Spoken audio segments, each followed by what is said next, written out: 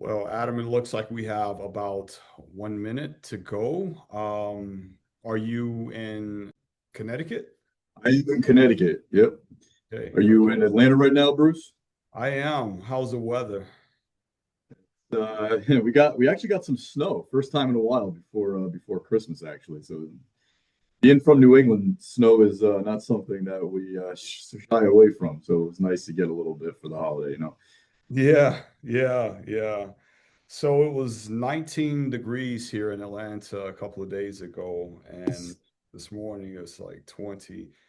And I walk outside, it's like 60 degrees. So it goes from like 20 degrees to 60 Yeah, that's in crazy. hours. Your blood thins out when you get used to the warm weather. So those 19-degree days can be painful. It's rough. Yeah. Well, we have participants that are joining. It's 1 o'clock, so maybe we'll give them maybe two after one and we'll get started. Good to me. All right. Hey. These end of year webinars are always interesting. You never know if you're going to have a great, large amount of participation or not. But I'm very happy to see the level of people that registered. And so far, it seems like there's quite a few people that have joined that also registered. This should be a good webinar. Listen, the value of time is important, and I think this is a very relevant time to talk about this, especially as we come up into year end. 100%. Well, so we're talking about time and the importance of time. So let's kick this off and make the most of the time that we have. For all that are here, I want to say thank you for joining. This is going to be an informative webinar. I'm excited to be part of this. I'm excited to learn just as much as you all. I've been knowing Adam for quite a while, and I'll go into the intros in just a moment. But first, let me start with a question. And this isn't a poll question, this is just something to reflect on. Do you feel like you have plenty of information, but it doesn't always feel like it's moving in rhythm with the business? I mean, think about it. You have reports. Many of you have dashboards, especially if you're using Pronovos. And then you have meetings where you're getting information. And yet things still feel harder than they should. So in construction, profit rarely just disappears because people aren't working hard. It erodes when the timing of information isn't in harmony with the work. When operations move weekly, but financial insight moves on a different cadence, leaders end up stitching the story together instead of steering it. So, my name is Bruce Orr. For any of you that are joining and don't know me, I'm the CEO of Pronovo. So, my background is in data science and construction finance. So I've spent my career helping contractors bring structure and rhythm to the information they already have. I also work closely with leadership teams that run on EOS. And for those that are not familiar, we'll talk a little more about EOS. So much of what we'll talk about today is about cadence, discipline, and clarity. And I'm pleased to be joined by Adam Canosa. He's a principal in the construction practice at Grassi Advisors. Adam has spent nearly 2 decades inside the construction industry, both as a CFO and as an advisor, helping leaders navigate WIP, forecasting, and working capital when timing and trust in the numbers matter most. And Adam, I hope I got that intro right. I want to just stop, pass the mic over to you, correct anything I might have gotten wrong, or add anything that you'd like the audience to know about this presentation. First off, Bruce, thank you for the intro. You're spot on, and I appreciate the opportunity to be able to partner with you and talk to the audience about this important topic. The one thing I would add is, aside from my couple decades in the construction industry, I did ended up purchasing a construction company in 2022. So it's a local general contractor, self-performing electrical work. So not only do I have accounting background and finance background, but I also have owner-operator background. So it's a nice, unique blend to bring to the discussion for today's topic. While we are getting right into it, I did want to bring one thing up that somebody said to me early in my career, and I think it's very relevant to set the tone as Bruce previously did for this important topic. And one of he's actually not a client of mine; it was a prospect of mine. And I was sitting at lunch, and we were talking a little bit about what his goals are and how this advisory model that I provide could possibly help him. And he made a very interesting comment. He said, "Well, listen," he goes, "I've been very successful in my career. I can basically buy anything I want. I can go any place on this planet I want to go to. Money is not something that is really of a concern." And the guy's not gloating that he has a lot of money. He's not some ultra, multi-billionaire, but he's done well for himself. And he says to me, he goes, "What I really want is I want time. I want time back in my day so I can enjoy those things that I've worked hard for and built up through my career, and also be able to provide those valuable insights back down to the people that are now running his business that need that insight from him." Another relevant topic: Steve Jobs, just not Steve, Jeff Bezos just recently put a post out that um, he gets 8 hours of sleep every day. And that's surprising for somebody in his position. And he said he doesn't need to come to work with 1,000 solutions. He needs to come to work with one or two really valuable solutions. And that's the purpose of what this entire presentation is about. It's about not just getting information and being in that fire drill that we all know construction can be, where you're always behind the eight ball and making fire drill decisions. It's coming in and making strategic decisions that are the $5,000 decisions. It's the meaningful decisions that are going to allow you as the business leaders to grow the business and become as successful as you possibly can in your career. You know, time, the most precious asset that we have. I appreciate you saying that. It does fit very well with the presentation. And again, thank you for that. In addition to that, today we're going to talk about what happens when the financial processes move in sync with operations. Adam's going to speak at length about that. And when WIP becomes a rhythm, and for those that understand what I mean, like you get it, it becomes a rhythm. It's not something that is a knee jerk. Also, when forecasting becomes a planning tool like you expect it to. And my favorite, when working capital becomes something you can anticipate instead of react to. If you think back to the question that I asked, if it resonates with you, the question earlier, then you're in the right place. And with that, let's get started. So, Adam, you know, from your experience working with contractors, where do you see profits slipping away because information shows up too late? So this is a very interesting question. We have money is an interesting the way the construction cycle progresses. It's not always that you're going to find lost profit. It's sometimes time value of money is where that answer lies, and it's getting the information where your project team, which is moving 100 miles an hour, is being directed to do things, and project managers are making decisions that they think is best for their projects.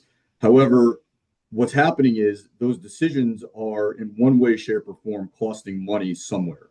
And not being able to see how those decisions are financially impacting the business. I'll give you an example of that. Even though it might be a billable item in the future, not being able to bill for that for 2, 3, 4, 5 months, that is where those lost profits. And I want to highlight that because everybody thinks a lost profit.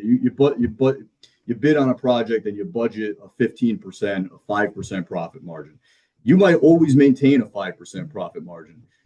You're not losing profit there. But if you need to fight for that 5% profit margin for 6, 7 months, and you have $1 million, $2 million tied up on that project for 4 or 5 months, right now, current interest rates on your line of credit are more than 5%.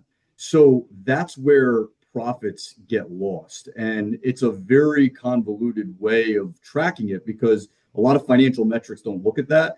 But that highlights where that arbitrage issue comes into play, where not getting the information and seeing the information from what's happening in the field and the financial decisions that are being made and how those financial decisions are then impacting the overall business. You're overbilling and you're underbilling on the jobs is really what the lifeblood of a contractor is. So that's where I see a lot of profit end up slipping in the sense that, it becomes a struggle to maintain those profit margins a lot of times. So, in EOS, we call this losing traction.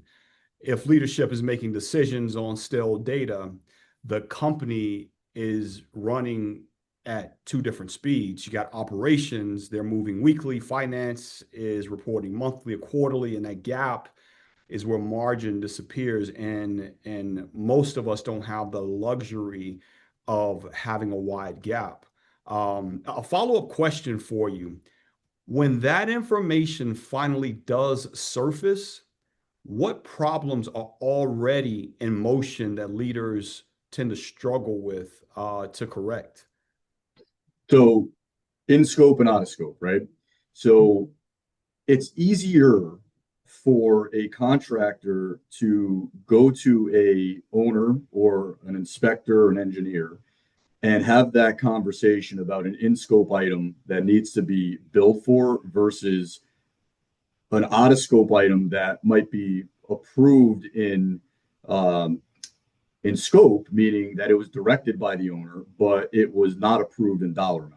Those things, the longer that they sit, the harder it becomes for a company and for a project team to just go back in their memory and to extract why and who made the ask for specific things that happen on a job site. That's an area where getting information and knowing that information as soon as possible can really help maintain and protect those profit margins. Uh, Hours can get lost very quickly in a production cycle. People tend to, you spend 8 hours a day doing something. How many people on this call remember what they had for breakfast yesterday? So try now remembering what you did on a construction job site with 100 things going on from 2 months ago. That I think is one of the biggest ways of thinking of the value of getting information and knowing information. I know Bruce, in your system in Pronovos, there's a lot of ways that you can, and maybe you want to expand on that, is how you can document some of these things as they come up in real time. The sooner you see it, so when you do go back in your memory bank, you have trigger points to remember certain things. Yeah, Adam, everything you're describing is what we see inside of our financial intelligence tool. So when information shows up late, the tool can almost diagnose the damage, like what you're talking about. You'll see labor drift that started weeks ago, underbillings that tend to stack up and backlog burn. It happens faster than planned. And you just mentioned it, change order exposure that never got priced correctly. The solution isn't just better reports. I think it's also the rhythm behind it. You're going to hear me talk about rhythm a lot. So in financial intelligence, we surface those leading indicators weekly so executives can see the trend before the problem hardens, if you will. And that aligns perfectly with EOS. Again, you're going to hear me talk a lot about EOS because I believe that you could have the numbers, you could have the people, and you could have a process, but understanding how to get this in rhythm is difficult. Adam, I know that you bring a lot of experience from your advisory role to the process, the systems, and the people. But again, EOS teaches a weekly scorecard, a weekly pulse, and a small set of metrics that tell the truth fast. That's important. So the combination, it becomes powerful for any contractor. And financial intelligence, it gives leaders visibility at the pace that work is happening. And advisors like Adam and EOS gives them the structure to act on it with discipline. And I think the operative word here is discipline. That's when companies shift from reacting to steering. Adam, I could go on, and I know that we have quite a few slides to get through. So I'm just going to advance to the next one. Um, in your work, in your career, what financial processes tend to consume the most executive time, and what actually causes them to become time drains? So this can probably be a discussion that will take all 45 minutes of this presentation. But two things stand out. So one is goes back to what we just previously talked about in scope and out of scope. And you know, if everything was a perfect world where construction is based on time, it's based on spec, and it's based on dollars, right? So time is probably one of the hardest things that is controllable in that contract. You have material delays, you have weather delays, you have trade stacking, you have so many different variables that come into managing that time schedule. What happens sometimes is jobs go past budgetary time requirements. Now, when that happens, there's a whole slew of factors that can financially impact the business that most often tend to fall on the executive group, because by the time that job is done, by the time the full cost analysis gets complete, the executives are now looking at their financial position overall of business, saying, how do we recover any of that lost dollar value of that time? And that's where executives start sitting down, putting heads together, meeting with their advisors like myself and their attorneys and everybody else that's involved in that costs money to the firm to develop a way of recovering that lost time on these projects. It's not always clear cut. There's a lot of mechanisms that can go into that, but that absorbs time and takes the eye off the ball of the executive of running the business. To focus on project A takes time away from projects B, C, and D. And the more time that's spent on project A, that executive is not overseeing the rest of the business, trying to recover certain things. So that's one of the big areas that I see a lot of executives spending time on. And that could be as simple as understanding where their financial statement is at year end, where that executive thinks that the overall business is running in one way. And then, and I hate to pick on my profession, but then the CPA firm comes in at the end of the year and they do the audit review, or, they put together the year end tax return, and, the numbers are totally different than what that executive expects. That creates time from that executive to now go back into their memory bank, figure out what changed, go back to their third party stakeholders, which for those on this call that have bonding requirements and that have banking requirements, that bank is expecting that executive to know exactly what's happening in the business. And most of the time, those banks and bonding companies are not talking to the executive group once a year. They're talking to that executive group throughout the year. So if there's a misalignment between what has been previously communicated and what the year end results are, it creates issues with the financial integrity of that firm, and it creates time that executive needs to go and backtrack and rebuild that understanding and that financial story, the blueprint of the business, to make sure that they're meeting the financial obligations of their creditors, basically. So there's a lot of things that play into the absorption of time from the executive group. Those are two major areas that I tend to see a lot is analyzing that information at year end and then rebuilding it with 12 months of historical data that now needs to be reanalyzed. Or when you're trying to actually, and I'm talking about true cash flow now, when you're looking at your post-mortem analysis on a job, where did the money go? How do I recover that cash? A lot of time gets spent, and dollars, not only time, but dollars get spent, because now you got to go back and rebuild it. But if you had that information quicker, I'll tell you right, I put my operator cap on for a second. If I saw a job that was starting to slip because owner created time constraints, I would go out to that project and I would immediately meet with the engineering firms and whoever the owner was and say, listen, we got an issue. This is what's happening. How do we correct it? How do we cover ourselves cash flow wise? And it's not that owners don't want to work with contractors. It's just a lot of times contractors don't have the information to have that logical conversation with the owner to protect their cash and protect their business. And that's where that executive time, that 1 hour meeting saved probably 20 hours of time at the end of a job fighting over a claim that the owner would have said, well, why didn't you tell me about it 6 months ago? And that's where that value of knowledge is power is really significant. I love that. I remember I was speaking with someone a while back. He's a surety agent, and he was talking about the level of sophistication that the right tools brings to a contractor.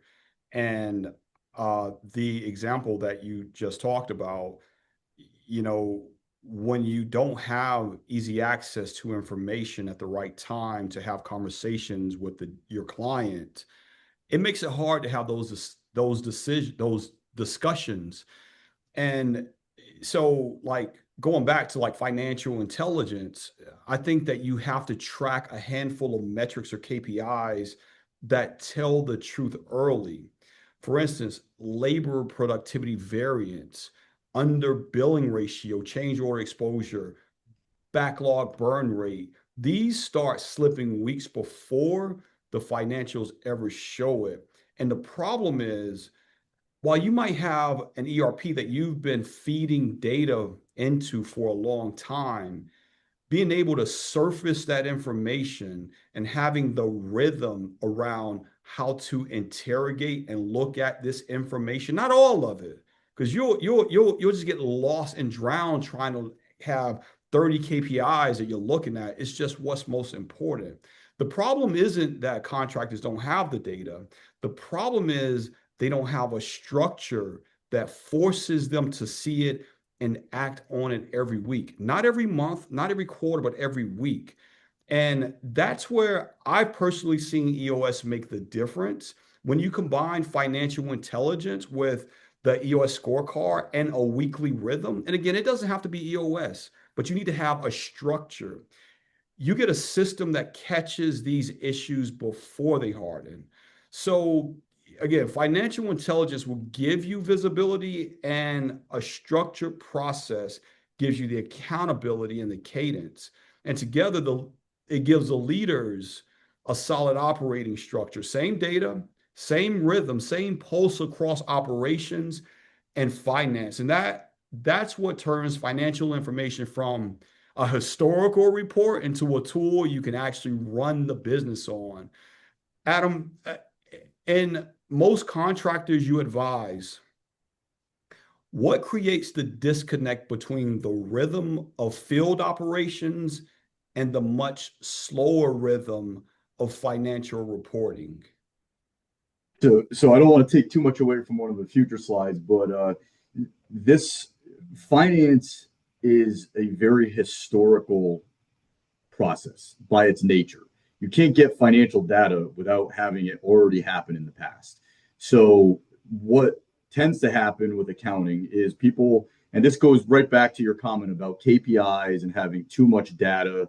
And I always tell every one of my clients, you have right and perfect, and that's on my right hand. And that's going to take you a certain amount of time and a certain amount of money to get right and perfect. And then you have on my left hand, you have wrong. Totally no effort whatsoever. It costs you nothing in terms of dollars today, but it costs you future dollars later on because you don't have the financial insight that you need. Our job, and this goes back to what you said, Bruce, about the KPIs. I see this all the time. Everybody wants to overanalyze everything. Everything needs to be analyzed to the nth degree. And what that does, going back to that very first comment when we opened up this presentation, is time is money. And you can't have 30 KPIs. You can't have that rhythm has to make sense for the business, and B, the resources that are within that business. Because you can have all the KPIs in the world, but if you're not utilizing those with a proper team to understand what they're telling you in real time, those disconnects become closer to my left hand because you're not able to make good financial decisions from those KPIs. in time, in a reasonable amount of time. And that finance inherent issue with finance is you try to close your books on the 5th of the month, and your teams are scrambling to get everything in. By the time you get your books closed, it might be the third week of the following month. If you're blowing $400,000 a week in payroll, we just lost $800,000 of time because you haven't seen certain things while you were waiting for your books to close. So that's where those disconnects tend to come in, and that's the conundrum of finance, and being able to draw those parallels and that rhythm that you're talking about is understanding the time value of getting the information today and overanalyze and versus overanalyzing that information for 2 or 3 weeks, because you're losing out on valuable time that your teams are working, production's happening. Those 3 weeks of time that you just spent $800,000, what happened? Was that a good 800,000 or was it a bad 800,000? We don't know until the following 3 weeks from now. And that's always the problem that runs with this. In that finance. I don't know if that directly answers your question, but that's a way that I like to analyze the value of getting information and making sure that you're getting quality information in those KPIs. I mean, I think you talk to the heart of the problem. You got operations, they live in the present, and finance reports in the past. And, when the rhythms don't match, executives lose decision lead time, which is important. We've been talking so far, and I want to just get to know the audience. I'm going to launch a poll here, and if I could get you all to just tell me what type of contractor you are, it'll help us understand the audience. I know, Adam, you said you own and run a electrical business. I know, other than being a specialty contractor, you're also familiar with the GC side of things as well, right? Yep. Yeah. So the both businesses, actually, one I was a CFO on and the one that I was on the specialty contractor side, we both operate what's called a prime contractor. For those that don't know, you basically are acting as a GC, but you self-perform, the trade. You might be just doing electrical work, but you're acting as a general contractor effectively. So both companies acted as a prime. So dealing with that side of it, a lot of experience in the GC space, a lot of experience in the specialty contractor space. And then through all the consulting and professional service space, I've worked with CMs and everything from there all the way downstream to I've even worked with home builders. Nice, nice. Well, it looks like we got a pretty solid response. It seems like it's almost mixed. There's about 60% specialty and 40% GC. So in the Oh. poll. So Adam, lead time is a strategic asset, is what I am hearing from you. I can interpret that in a number of ways. Tell me, what do you mean by that? And tell us more about this slide in your own words. So if going back to my comment about labor, so it's always hard. People always look at like return on investment and ROI, and well, what am I going to get if I invest in this software, if I invest in this new AI platform, and what's my true ROI on that? And it's not always easy to see what the ROI is. So I always like going back to labor, because no matter where, knowing that we have a 60-40 split, no matter if you're a general contractor and you employ project managers, or you're a specialty trade contractor and you employ electricians or masons or carpenters, whatever that trade is, at the end of the day, you're effectively selling hours. Even though you're constructing a physical, tangible asset, you're managing hours. And that lead time becomes a critical aspect in those hours. Just like I mentioned before, every week a business is burning through those labor hours and those labor dollars. So when we look at this slide here, and without real-time tracking, when a project starts, the second that project takes off the ground, you have takeoff meetings, you have project managers that you're paying for meeting. Again, going back to what I said previously, there's 4 or 5 jobs that a project manager has. If they're working on the new project A and they're not getting the correct information timely, they may be going down a road that's hitting each one of these items in this first top graph here, where they're making financial decisions that might not be what's best for that project. Where if data was received quicker and that cadence and that rhythm that you refer to was visible, then you can save 2 or 3 weeks or even 2 or 3 days of an entire crew spending labor, time, dollars that is not able to be recovered. Once that time is spent by that labor force, it's never able to be recovered again. And that's what that lead time being your strategic asset. That's what that really means to me is the time it takes a decision to be made. Your crews are moving. That owner wants that project complete by a certain deadline. Project managers are distributing labor force for supers are pushing out crews to do certain things. And if there's issues that are coming up that is unknown, that could be lost time, and that's where and dollars. It translates to dollars.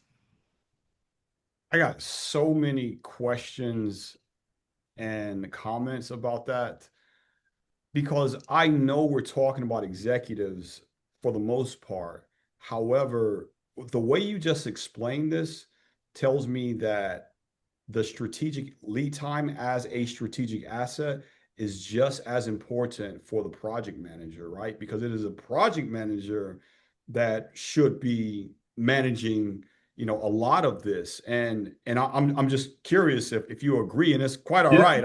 I'm just every thinking. yeah, Bruce, you're hitting it on the head. I mean, it doesn't matter whether you're an executive or you're a super. Supers are making decisions. Executives are making decisions on a financial statement level, where supers are making decisions on a project level. And if there's a disconnect in data on the project level, and I'm going to be very general, and I'm going to make this a very simple example. You have a schedule of values, and there's 4 items on your schedule of values. You have general conditions, which is generally where the super and the project manager time is budgeted. You have your material items. So I'm going to pick on electrical. Let's say it's a switch gear, so that might be a one-off item that's separate on your SOV. So there's no labor on that.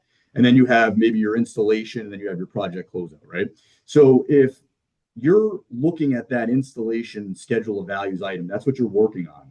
And if that's broken down into certain phases, if that super is making a decision to send a crew of 4 guys or gals out to that item that's going to be worked on the following day, and that item is already busted in terms of how many labor hours are remaining on there, they might not know that if that data is not available to them. And I can't tell you how many times that when I'm looking at on the executive level, and this is where, knowledge is power in this industry, is on the executive level. If I see a job that's underbilled, I'm having the exact same conversation with the owner of the business where, why is this job underbilled? What could we do to retain cash flow and recover that underbilling as much as possible? And the decisions always go back to, well, we're going to drop down our crew size. But if the foreman was able to make that decision because they saw that they needed to find a home for 2 guys, and they're just going to dump it on this project, on this item, and there's not enough labor hours on that. Well, guess what happens to that project? You create an underbilling because you're never going to recover that. But if they had another job where they saw that, hey, listen, I got to make an executive decision as a super where I'm going to disperse my excess labor. You can put it on a job where you have room to cover that, and you might not run into an issue where that job becomes underbuilt. So everything is a strategic decision, but you need the data in order to make that decision. And if a project manager and a super, which best practice would be to get together at the end of the day, figure out what their schedule is going to be for tomorrow before they disperse their crews out, they can look at a dashboard similar to what you have here with Pronovos, and they can say, all right, well, these are the items that we have that are in production, and these are what our remaining labor hours are. It's right there. It's real time. It's as of today. It's not as of last month. It's not as of last week. And that can allow for very good decision making on the project level, not even on the executive level, before it gets to the executive level. That's the key to this, is making sure that your that rhythm that you keep referring to, it has to be in sync from the lowest level person all the way up to the highest level person. Yeah. And I'm sure many people on the call can relate to that. I'm sure they can relate to the fact that most of the pain isn't the problem itself. It's the delay between when something starts to slip and when leadership actually becomes aware of it, right? Labor doesn't just fall off a cliff overnight, and billing delays don't just show up out of nowhere. These things, they move in small steps But if no one is looking at them in a consistent rhythm, they turn into margin loss, unfortunately. And I need to move on. We have a lot more to cover. Let's talk about you know, most contractors in this audience, I think will say that they already do a WIP monthly, but we both know monthly WIP often still feels like a heavy lift, or it's like a motion that doesn't have a whole lot of context behind it. From what you see, what gets in the way of a monthly WIP actually producing useful, timely margin visibility?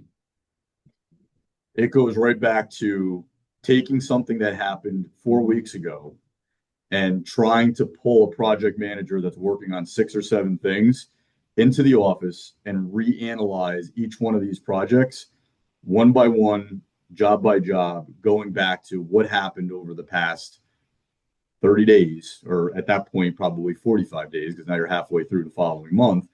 And it creates more putting a fire out mentality. I want to use that term kind of lightly, but it's a I think an industry recognized term where there's always something that has to get done, and it had to get done 3 days ago. And when a project manager gets pulled into the office, they got 17 other things that had to get done 3 days ago. So now they're not focusing 100% on what actually happened on the job. You're not getting quality information because they're just doing it to check the box and get out of there so they can get back to the office. So when you do this, whether it's annual, whether it's monthly, it creates a lot of that recreating the wheel of what happened over those 40, 30, 45 days to generate a meaningful set of cost to complete data. And that's where a lot of time gets spent. I don't want to say wasted because it's valuable, you need to know it, but it's extra time that doesn't necessarily need to be spent if the data can be monitored. At the end of the day, job sites are done at 3:30. Come back to the office, you spend an hour, go through your daily logs, your submittals, review your time. And by the way, now you can review your actual production for that day on each item, and you can see that information in real time. That saves that month end review of what happened for the past 30 to 45 days. And it definitely helps project managers because now you can say, listen, I already know what's going on in your project. I don't need you to come back into the office every month. I can have you come back in every quarter because we know where we're at on our projects in real time from the executive standpoint. And it saves those meetings. I mean, we don't like having meetings to have meetings. And I think that's something that, should be said here is WIP meetings and cost of complete meetings sometimes just tend to be like you kind of pointed it out. It's just to kind of check a box, Bruce. Like you're not doing it because you're adding value. You're doing it to say that you're having the meeting and you're getting the guys in the office, and you're not really providing the value that needs to be added for that, for that purpose. That's one of the reasons why we built it's a tool that we call it's a job review tool the way we did it. So PMs shouldn't have to start from scratch every month or guess what's expected. They need a Exactly. standard process, really a simple set of checks, a way to walk through the same steps every time and clearly see where they stand. When that becomes a habit, the monthly review becomes fast, consistent, and predictable. And this is where the process matters more than the report. Once the rhythm is tight and the inputs are consistent, WIP stops being a chore. And I think it starts becoming a strategic advantage. And executives, they start seeing margin movement as it's happening instead of after the fact.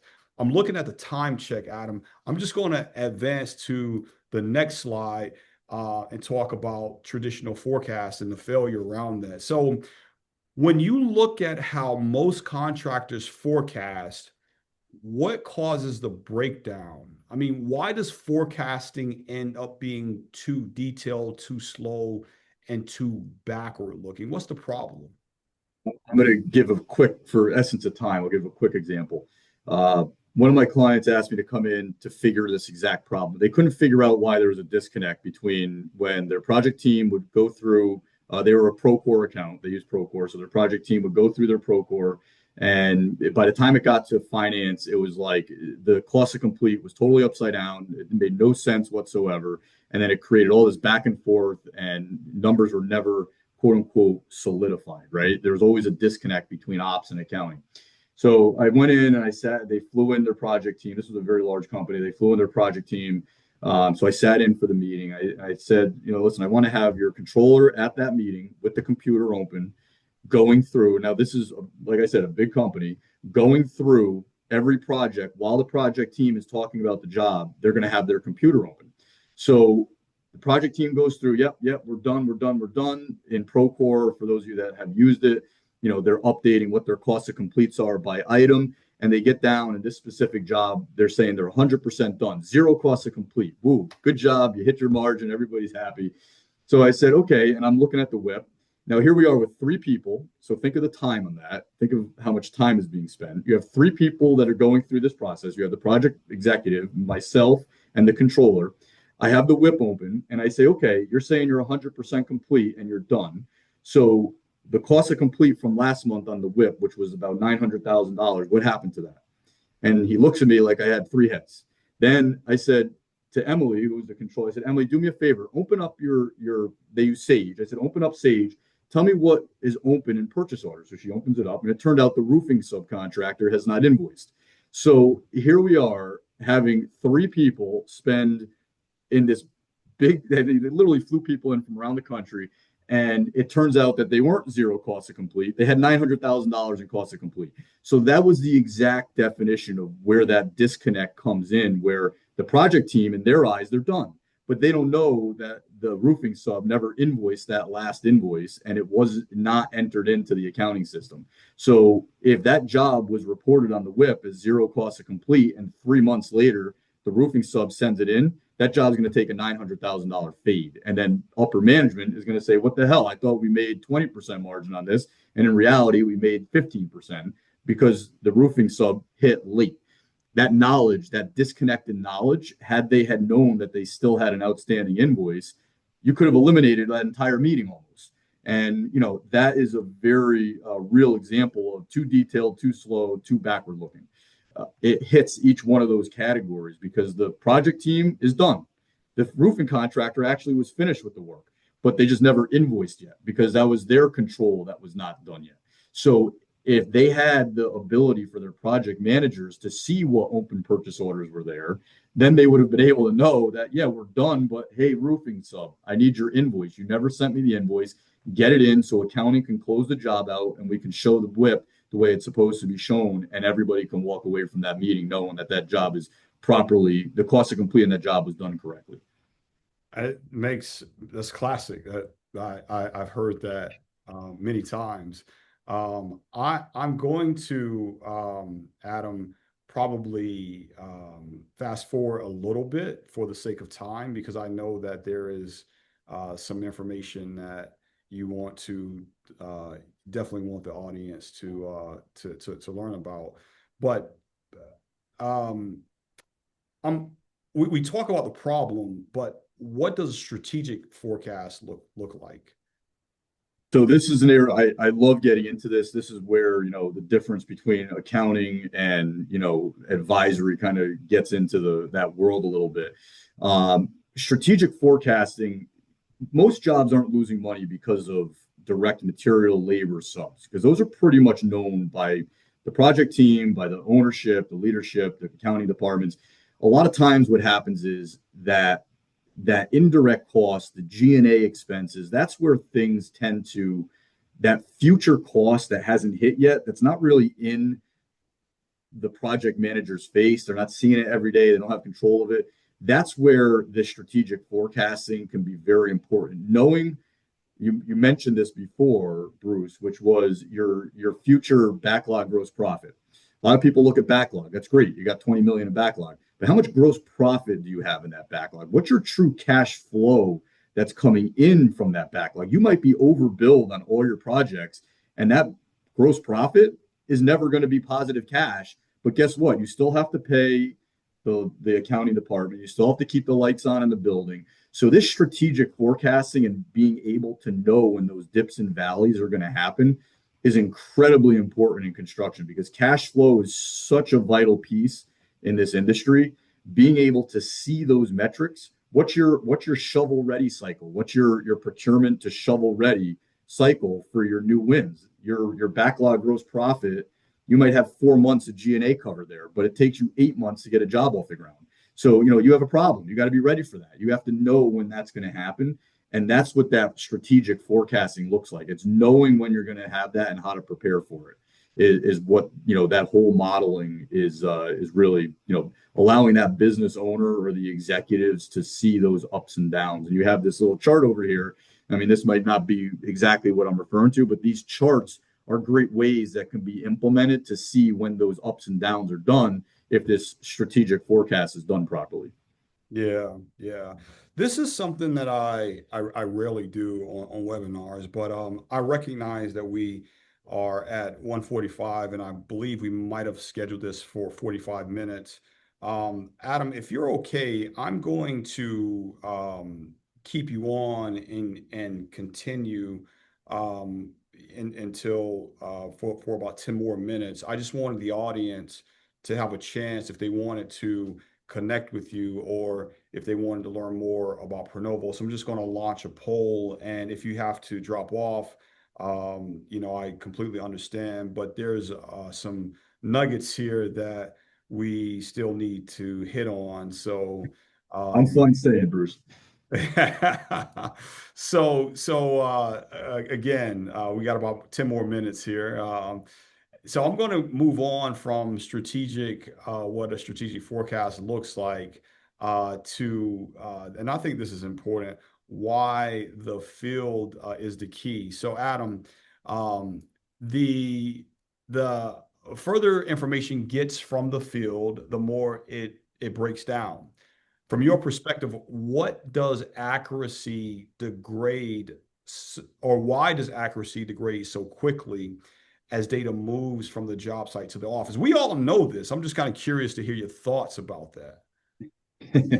uh, a lot of times, everybody, I think it's in human nature that everybody wants to make sure that their job is operating as successful as possible, right? So, uh, being able to know if a job is progressing and the project team is doing what they're supposed to be doing and the profit margins are maintained, sometimes maybe hours aren't actually getting allocated to the job because it's kind of running at the tail end of the project. Punch list is going on, so project team is just putting their time into overhead.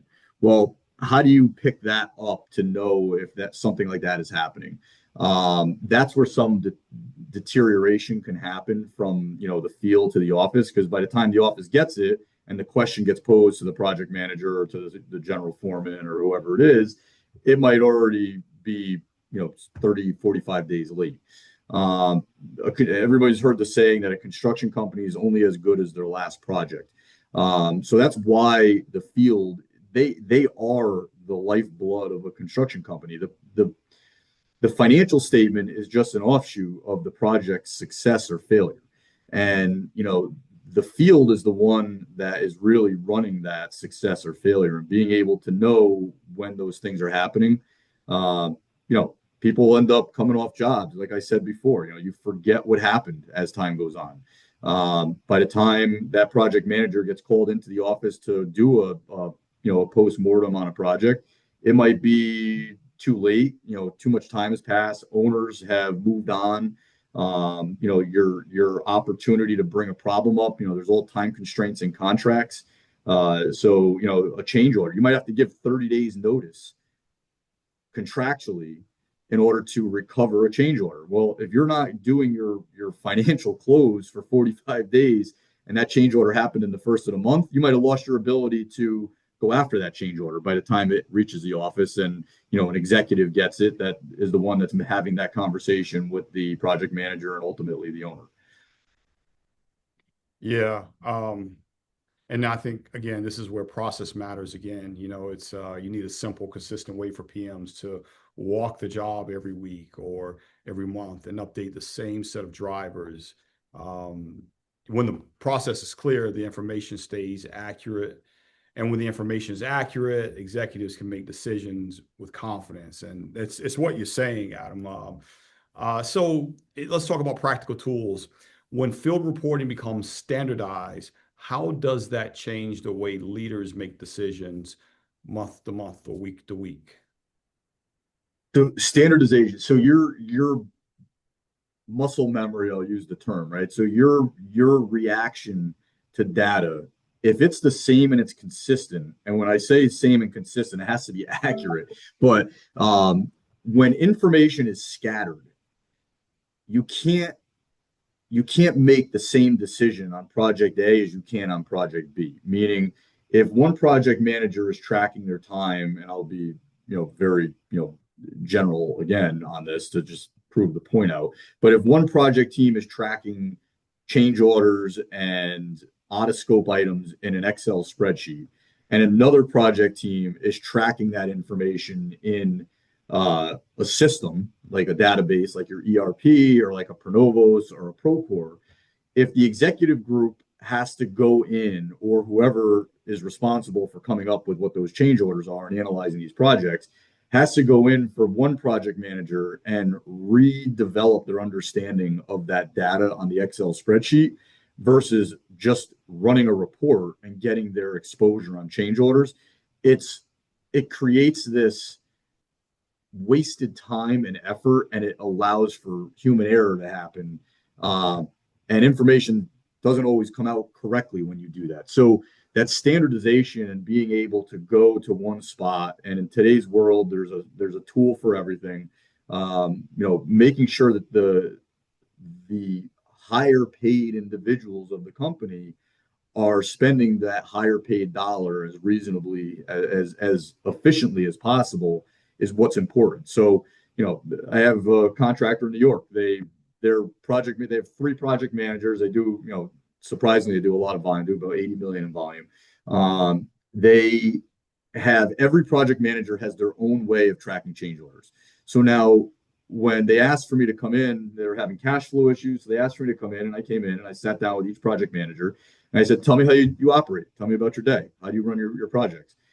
First project manager has an Excel spreadsheet. The other one has a notebook, which we all know project teams, they carry a nice notebook. The other one has a notebook, and then they're keeping track. These two project managers are keeping track of their change orders and out of scope work, two totally separate ways.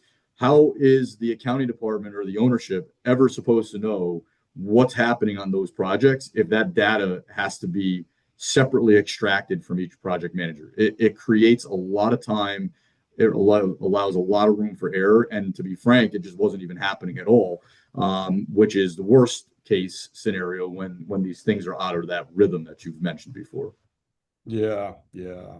I'm going to advance to something that I think is important, and it's reframing working capital.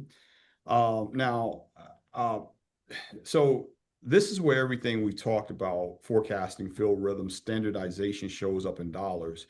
Working capital is the heartbeat of a construction company. We know that. But if you don't see it early, you end up reacting late. When you sit down, Adam, when you sit down with contractors who are tight on working capital or struggling with underbilling, AR lag, slow payments, what are the patterns you see and what's driving the pressure behind the scenes? It's almost so simple to be said, but it's just lack of knowing where the project is. A lot of companies, one of my best clients, to be honest with you. I mean, the ownership knows it now; they're trained, but um, they're a heavy civil contractor. They do utility work.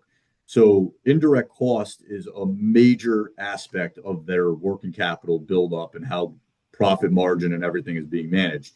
So when you look internally on how that business is running and you take your actual direct costs and you look at what you're billing out on paper, on the surface, it looks like they have a healthy spread of working capital every month. Uh, I do quarterly work for this individual at this specific company. So when we come in on the quarter and we look at it and we say, okay, well, this indirect cost is way too high on this project. Say, oh, I don't understand. It doesn't make any sense. my billing has always been a way above my cost. So then we always have to go back to that conversation of, well, your indirect rate per labor dollar is like a 1.9. Every dollar you spend, 1.9 is indirect cost allocation to that project.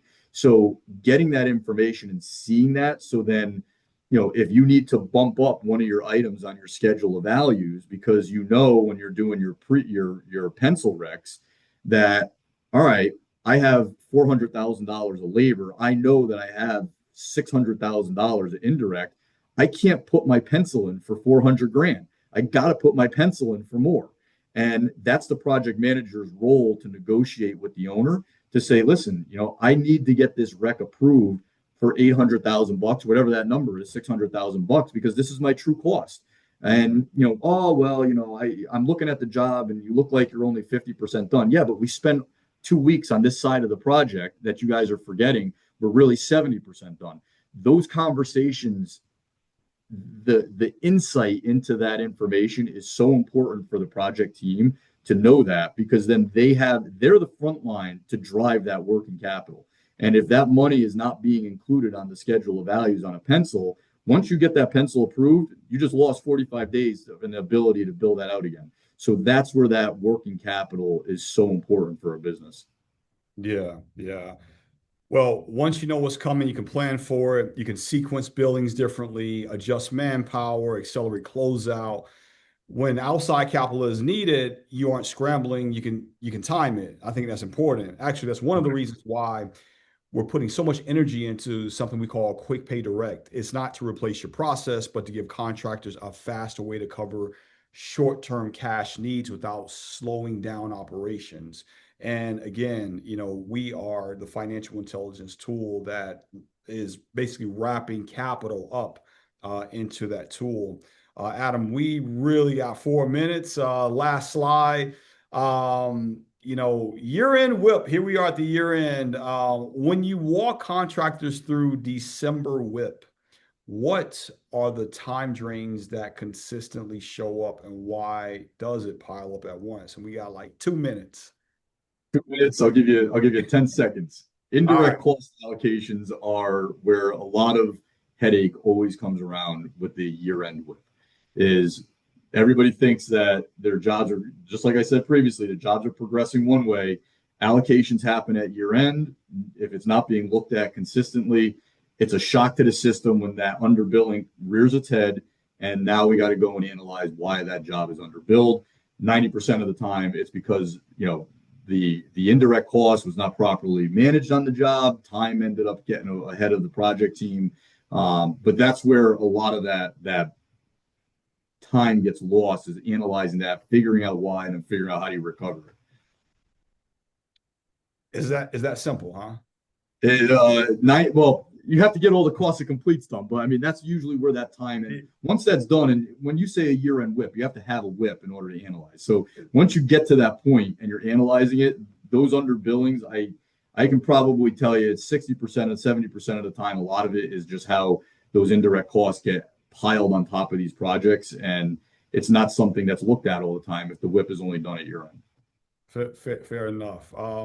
To the audience that hung out, I appreciate you being here. We'll send out a recording. We'll also send the presentation if you want it. And if you want to get in touch with Adam, his info is right here, and you can always reach out to us, and we'll make sure we direct you. We give you Adam's info. Adam, I want to thank you for taking the time out of your busy day joining us for this webinar. I think it was very informative, and I hope the audience got a lot of it. I'm sure they did. Any last words, Adam? I appreciate you having me on, Bruce, and I hope the time value of data was resonated with the group. I'm sure it did. I'm sure it did. All right, my friend. I'll talk to you soon. Be well. You too, Bruce. Take care. All Thank right. you, Bye-bye. everyone.